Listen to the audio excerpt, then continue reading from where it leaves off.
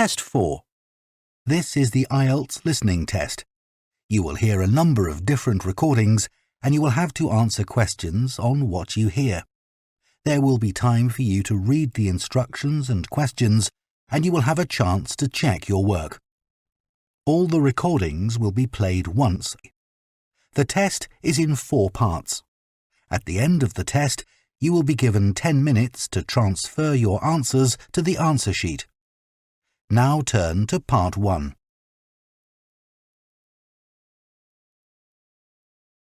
Part 1. You will hear a man phoning to inquire about a cleaning service for his apartment. First, you have some time to look at questions 1 to 5.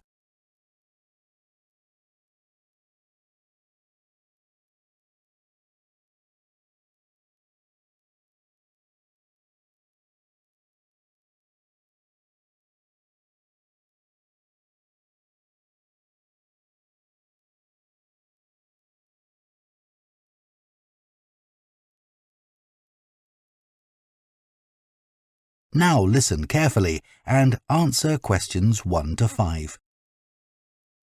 Hello, Easy Life Cleaning Services, Jacinta speaking. Oh, hello. I'm looking for a cleaning service for my apartment. Do you do domestic cleaning? Sure. Well, it's just a 1-bedroom flat. Do you have a basic cleaning package? Yes, for a 1-bedroom flat, we're probably looking at about 2 hours for a clean. So we do a thorough clean of all surfaces in each room and polish them where necessary. Does your apartment have carpets? No, I don't have any, but the floor would need cleaning. Of course, we do that in every room. And we do a thorough clean of the kitchen and bathroom. Okay. Then we have some additional services which you can request if you want. So, for example, we can clean your oven for you every week. Actually, I hardly ever use that. But can you do the fridge? Sure. Would you like that done every week? Yes, definitely. And would ironing clothes be an additional service you can do? Yes, of course. It wouldn't be much, just my shirts for work that week. That's fine. And we could also clean your microwave if you want. No, I wipe that out pretty regularly, so there's no need for that. We also offer additional service you want a bit less often, say every month. So, for example, if the inside of your windows need cleaning, we could do that. Yes, that'd be good. I'm on the 15th floor, so the outside gets done regularly by specialists, but the inside does get a bit grubby. And we could arrange for your curtains to get cleaned if necessary. No, they're okay. But would you be able to do something about the balcony? It's quite small and I don't use it much, but it could do with a wash every month or so. Yes, we can get the pressure washer onto that. Before you hear the rest of the conversation, have some time to look at questions 6 to 10.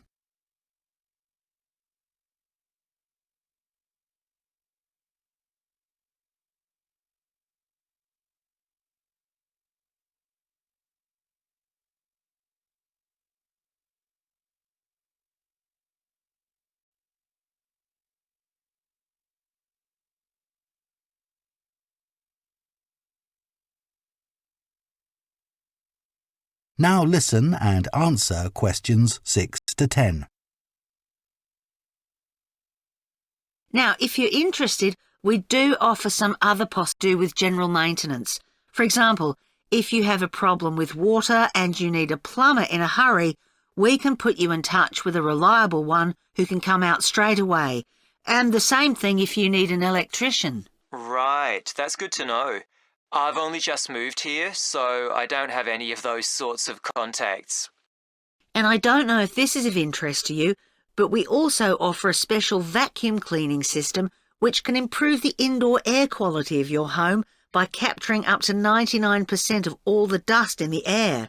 So if you're troubled by allergies, this can make a big difference. Right, in fact, a problem, but I'll bear it in mind. Now, can you tell me a bit about your cleaning staff? Of course. So all our cleaners are very carefully selected. When they apply to us, they have to undergo a security check with the police to make sure they don't have any sort of criminal background. And of course, they have to provide references as well. Then if we think they might be suitable for the job, we give them training for it. That lasts for 2 weeks, so it's very thorough, and at the end of it they have a test. If they pass that, we take them on, but we monitor them very carefully. We ask all our clients to complete a review after every visit and to email it to us, so we can pick up any problems straight away and deal with them.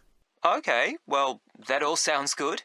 And will I always have the same cleaner? Yes, we do our best to organise it that way, and we usually manage it. Good, that's fine. Right, so I'd like to go ahead and... That is the end of Part 1. You now have half a minute to check your answers to Part 1.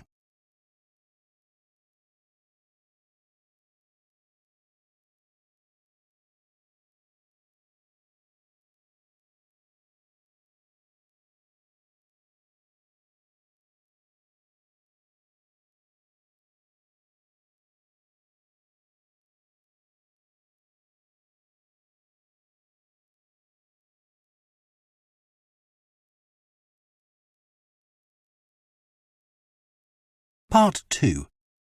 You will hear a training manager giving a talk to a group of senior staff from a hotel chain about the problem of high staff turnover. First, you have some time to look at questions 11 to 14.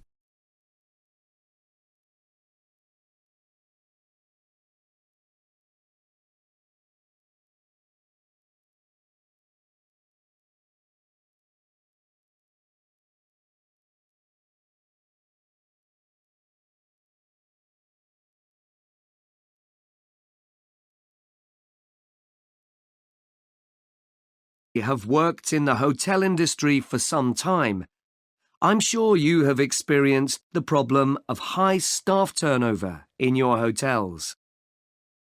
Every hotel relies on having loyal and experienced members of staff who make sure that everything runs smoothly. If staff are constantly changing, it can make life difficult for everyone. But why do staff leave frequently in many hotels? Of course, many hotel jobs, such as cleaning, are low-skilled and are not well paid. A lot of managers think it's this and the long hours that are the main causes of high staff turnover. But what they don't realise is that it's the lack of training in many hotel jobs which is a huge factor. So, what kind of problems does a high turnover of staff cause?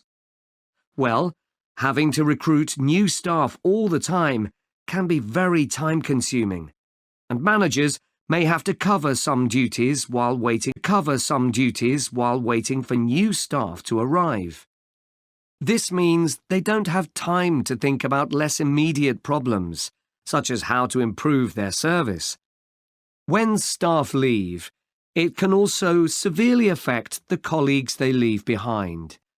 It has a negative effect on remaining staff, who may start to feel that they too should be thinking about leaving. So what can be done to change this situation? Firstly, managers should stop making basic errors which leave their staff feeling upset and resentful.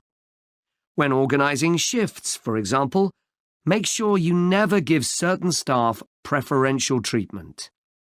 All staff should be given some choice about when they work, and everyone should have to work some evening and weekend shifts. If you treat staff fairly, they'll be more likely to step in and help when extra staff are needed. Keeping staff happy has other tangible benefits for the business.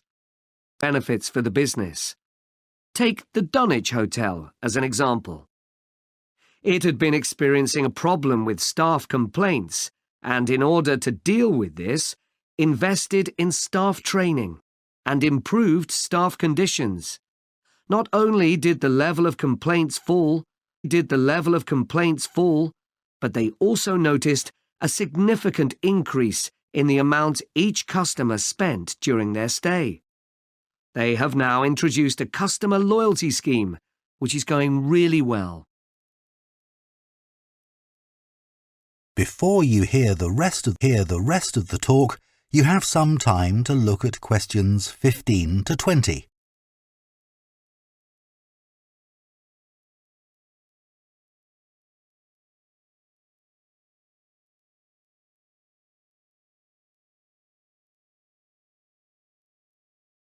And answer questions 15 to 20.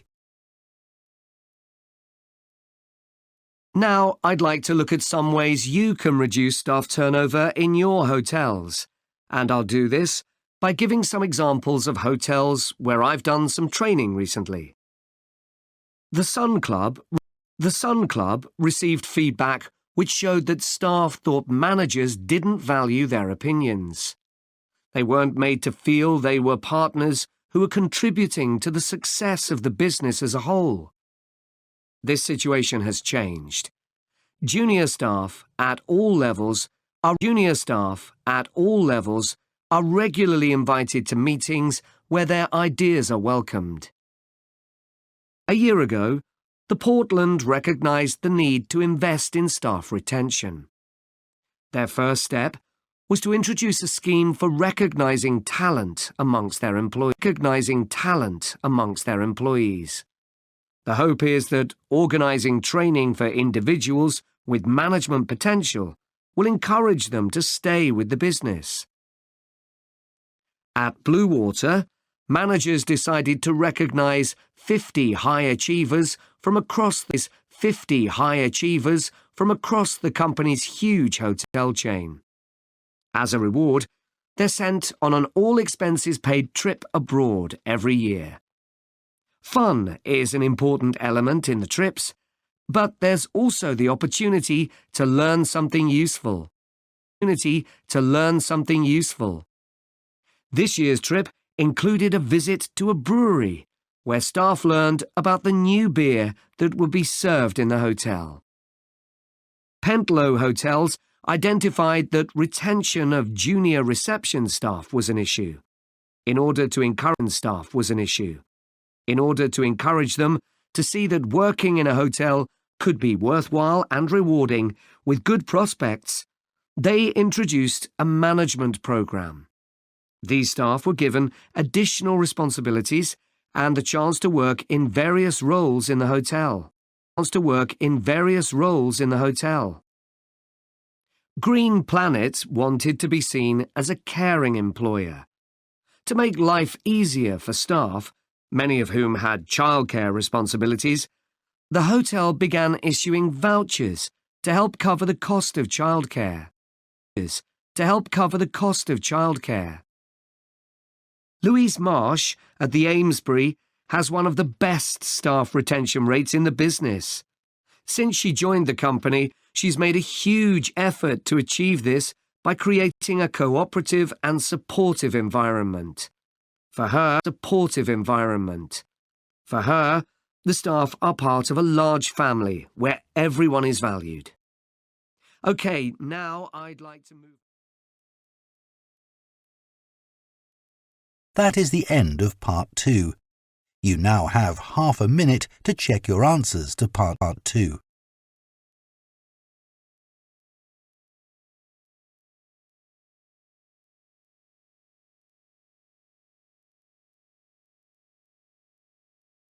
Part 3. You will hear two students called Jean and Thomas discussing their sports science course. First, you have some time to look at questions 21 to 24.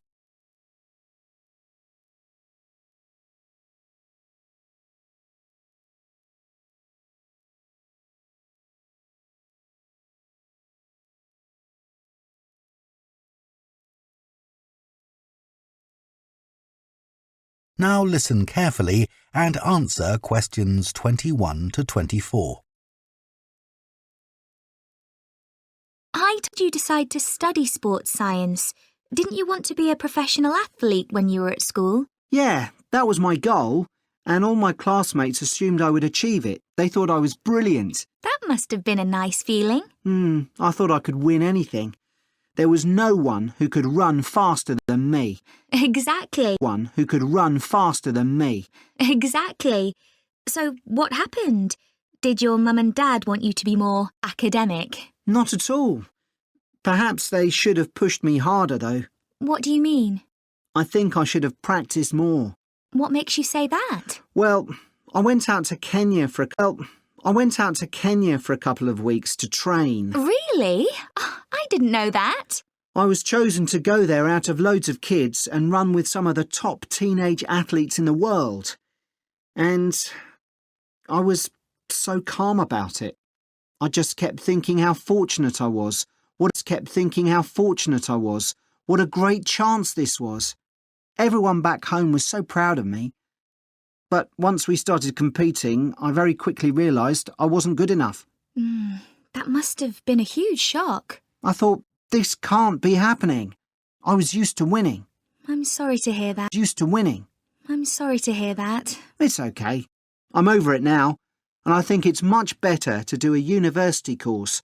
And this one has such a variety of sports-related areas. It's going to be good. Oh, I agree. I chose it because of that.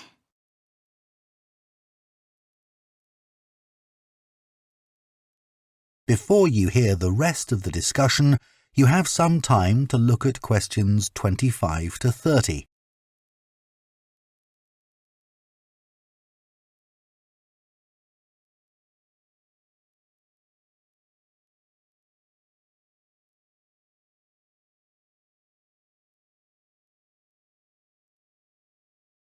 Now listen and answer questions 25 to 30. So, Jian, have you thought of any ideas for the discussion session next week on technology and sport? Don't we? Yeah. You know, we always think technology is about the future, but we could gather some ideas about past developments in sport. Look at early types of equipment, perhaps. I remember reading something about table tennis bats once, how they ended up being covered with pimpled rubber. 'Cause they were just wooden at first, I'd imagine. Yeah. In about the 1920s, a factory was making rolls of the rubber in bulk for something like horse harnesses. Really? Yeah. And someone realised that it would make a perfect covering for the wooden bats. So, what about cricket? That's had a few innovative changes. Maybe the pads they wear on their legs? I don't think they've changed much, but I'm just looking on the internet. And it says that when the first cricket helmet came in, in 1978, the Australian batsman who first wore it was booed and jeered by people watching because it was so ugly. Wow! Players have to protect themselves from getting hurt. I mean, everyone wears one now.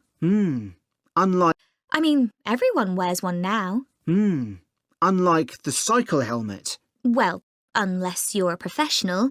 But you're right, many ordinary bikers don't wear a helmet. Hey, look at these pictures of original helmet designs. This one looks like an upside-down bowl. Yet the woman's laughing. She's so proud to be wearing it. It says serious cyclists ended up with wet hair from all the hard exercise. I guess that's why they have large air vents in them now, so that the skin can breathe more easily. Okay, so we've done helmets. What about golf balls? Or better still, golf clubs. They've changed a lot. Yeah. I remember my great-grandfather telling me that because a club was made entirely of wood, it would easily break and players had to get another. There's no wood at all in them now, is there? No, they're much more powerful. The same must be true of hockey sticks. I don't think so, because players still use wooden sticks today. What it does say today. What it does say here, though, is that when the game started, you had to produce a stick yourself. I guess they just weren't being manufactured. So, one more perhaps? What about football? Well, I know the first balls were made of animal skin. Yeah, they covered them with pieces of leather that were stitched together. But the balls let in water when it rained. Oh, that would have made them much heavier. That's right. You can imagine the damage to players' necks when the ball was headed. Oh, how painful that must have been. Yeah. Well, I think we can put together some useful ideas and... That is the end of Part 3. You now have half a minute to check your answers to Part 3.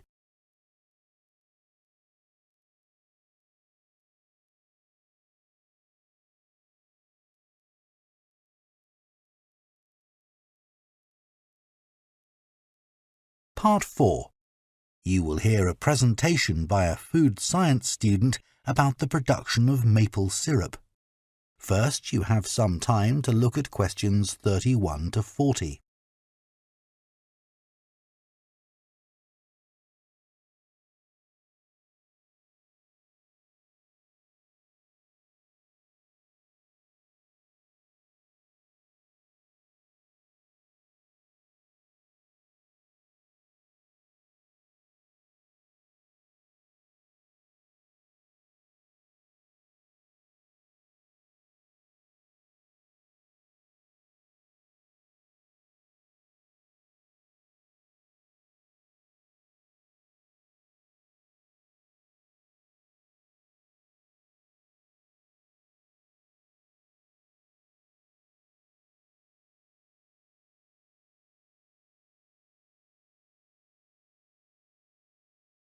Now listen carefully and answer questions 31 to 40.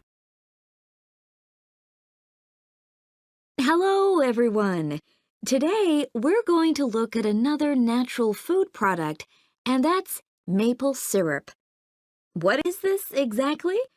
Well, maple syrup looks rather like clear honey, but it's not made by bees. It's produced from the plant fluid, or sap, inside the maple tree, and that makes maple syrup a very natural product. Maple syrup is a thick, golden, sweet-tasting liquid that can be bought in bottles or jars and poured onto foods such as waffles and ice cream, or used in the baking of cakes and pastries. It contains no preservatives or added ingredients, and it provides a healthy alternative to refined sugar. Let's just talk a bit about the maple tree itself, which is where maple syrup comes from. So, there are many species of maple tree, and they'll grow without fertilizer in areas where there's plenty of moisture in the soil. However, they'll only do this if another important criterion is fulfilled, which is that they must have full or partial sun exposure during the day and very cool nights. And I'll talk more about that in a minute. There are only certain parts of the world that provide all these conditions. One is Canada, and by that I mean all parts of Canada. And the other is the northeastern states of North America. In these areas, the climate suits the trees perfectly. In fact, Canada produces over 2/3 of the world's maple syrup, which is why the 5-pointed maple leaf is a Canadian symbol and has featured on the flag since 1964. So, how did maple syrup production begin? Well, long before Europeans settled in these parts of the world, the indigenous communities had started producing maple sugar. They bored holes in the trunks of maple trees and used containers made of tree bark to collect the liquid sap as it poured out. As they were unable to keep the liquid for any length of time, they didn't have storage facilities in those days. They boiled the liquid by placing pieces of rock that had become scorching hot from the sun into the sap. They did this until it turned into sugar, and they were then able to use this to sweeten their food and drinks. Since that time, improvements have been made to the process, but it has changed very little overall.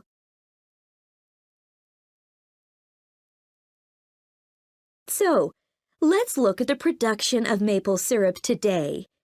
Clearly, the maple forests are a valuable resource in many Canadian and North American communities. The trees have to be well looked after, and they cannot be used to make syrup until the trunks reach a diameter of around 25 centimeters. This can take anything up to 40 years. As I've already mentioned, maple trees need the right conditions to grow and also to produce sap. Why is this?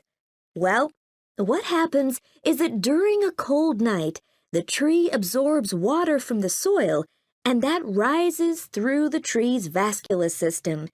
But then, in the warmer daytime, the change in temperature causes the water to be pushed back down to the bottom of the tree.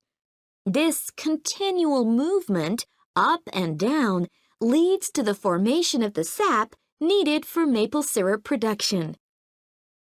When the tree is ready, it can be tapped, and this involves drilling a small hole into the trunk and inserting a tube into it that ends in a bucket. The trees can often take several taps, though the workers take care not to cause any damage to the healthy growth of the tree itself. The sap that comes out of the trees consists of 98% water and 2% sugar and other nutrients. It has to be boiled so that much of that water evaporates, and this process has to take place immediately using what are called evaporators. These are basically extremely large pans. The sap is poured into these. A fire is built, and the pans are then heated until the sap boils. As it does this, the water evaporates and the syrup begins to form. The evaporation process creates large quantities of steam, and the sap becomes thicker and denser, and at just the right moment, when the sap is thick enough to be called maple syrup, the worker removes it from the heat. After this process, something called sugar sand has to be filtered out, as this builds up during the boiling and gives the syrup a cloudy appearance and a slightly gritty taste.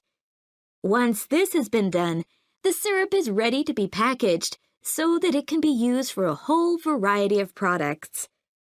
It takes 40 liters of sap to produce 1 liter of maple syrup, so you can get an idea of how much is needed. So that's the basic process. In places like Quebec, That is the end of part 4.